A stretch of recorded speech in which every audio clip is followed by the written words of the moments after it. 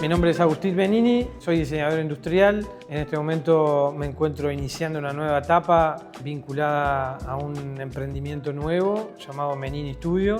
Luego de haber trabajado con mi ex socio Carlos Nicola durante casi 20 años en lo que fue el estudio Menini Nicola. Soy docente en el posgrado de Diseño de Mobiliario de la Facultad de Arquitectura de la Universidad de la República. Además de eso, soy parte del Comité de Evaluación de Proyectos en la ANI. Fui presidente de la Cámara de Diseño y además también soy docente invitado en la Universidad de Ort en algunas materias en particular.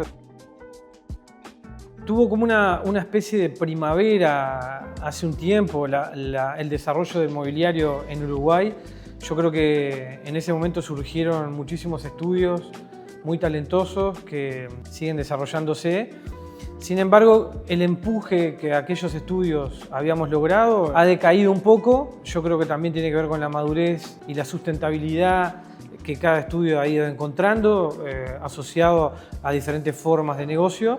A pesar de que aquella espuma bajó un poco, yo creo que seguimos teniendo un gran valor asociado al diseño de muebles que seguramente se va a mantener en el tiempo.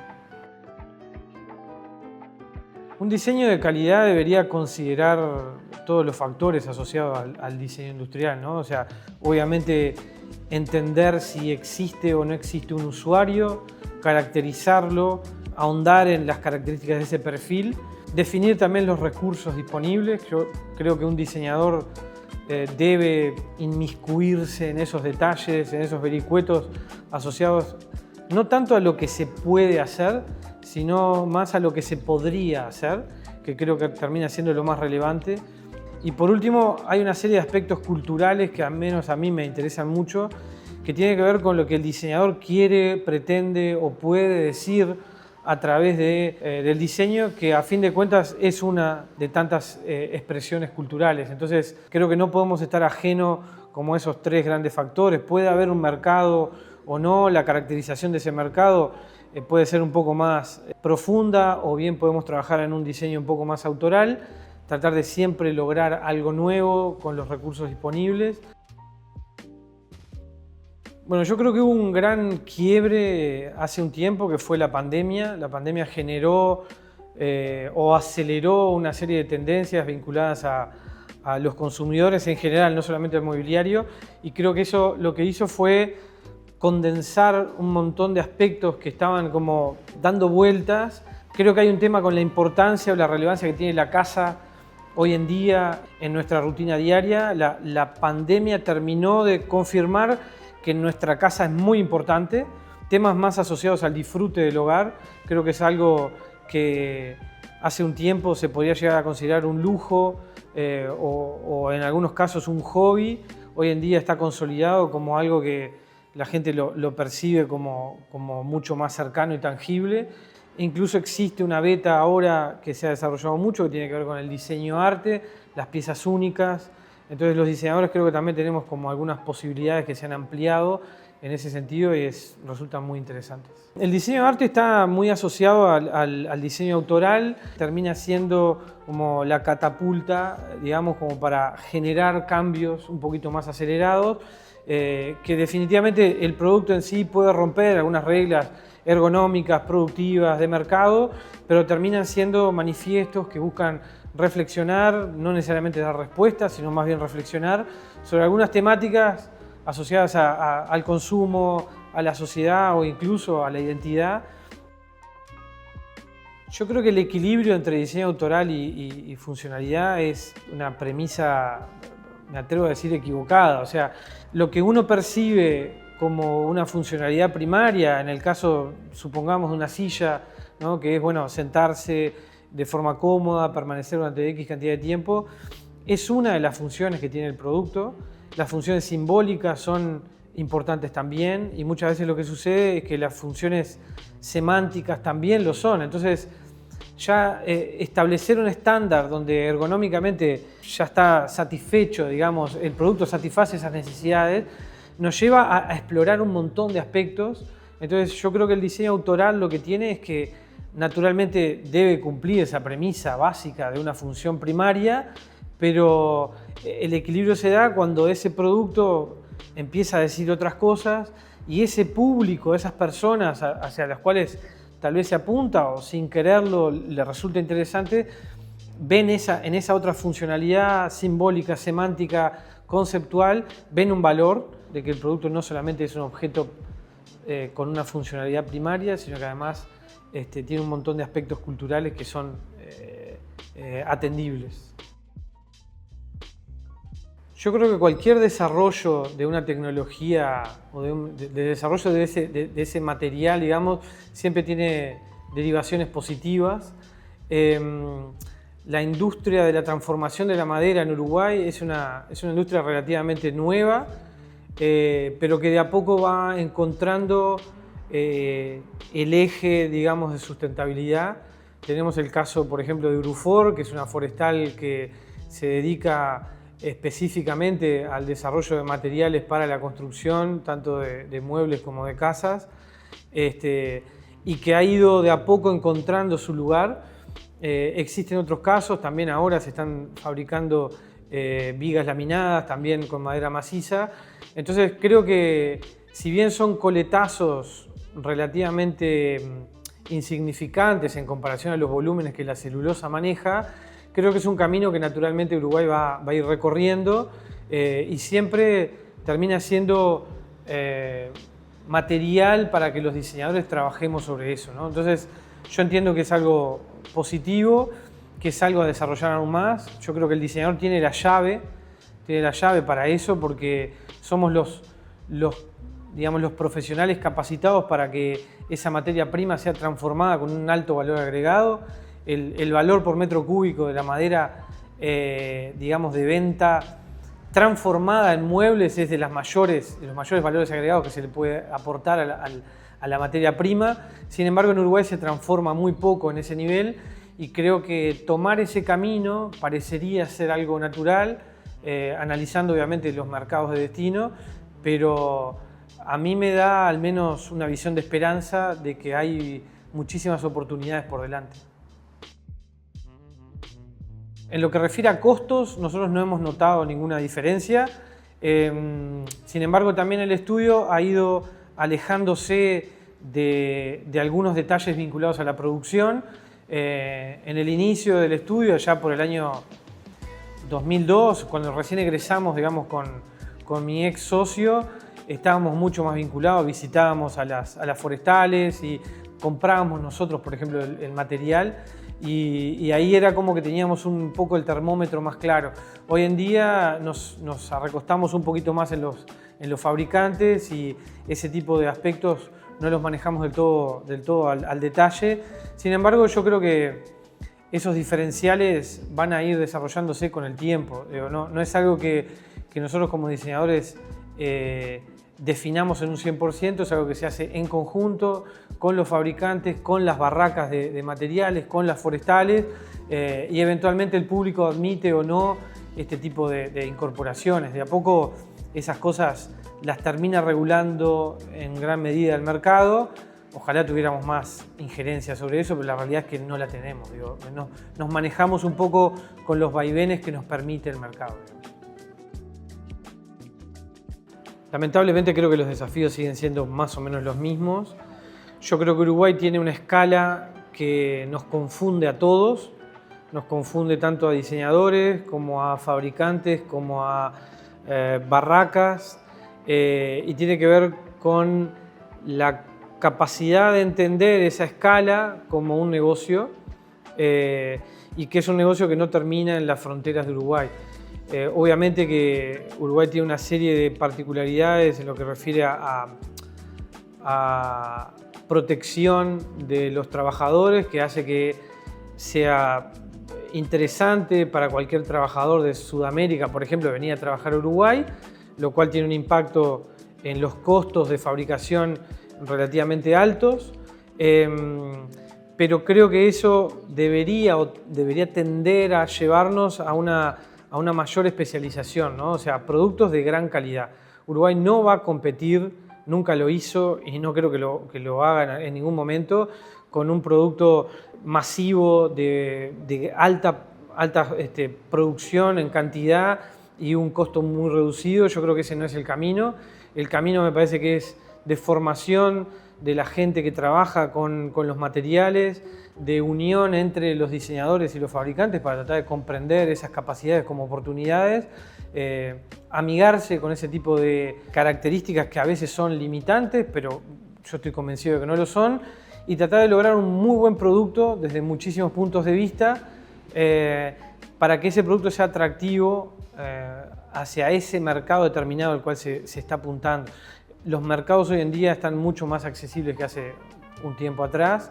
Uruguay, al momento de identificar sus características, puede acceder a esos mercados con una oferta interesante, y yo creo que el diseñador tiene que ser una herramienta más para intentar acceder a esos mercados. Yo creo que la sustentabilidad es el desafío, sustentabilidad en el sentido más amplio de la palabra, ¿no? Ambiental, económico, social. Creo que hay que laburar en eso, pero tenemos los actores y tenemos como el contexto como para lograrlo.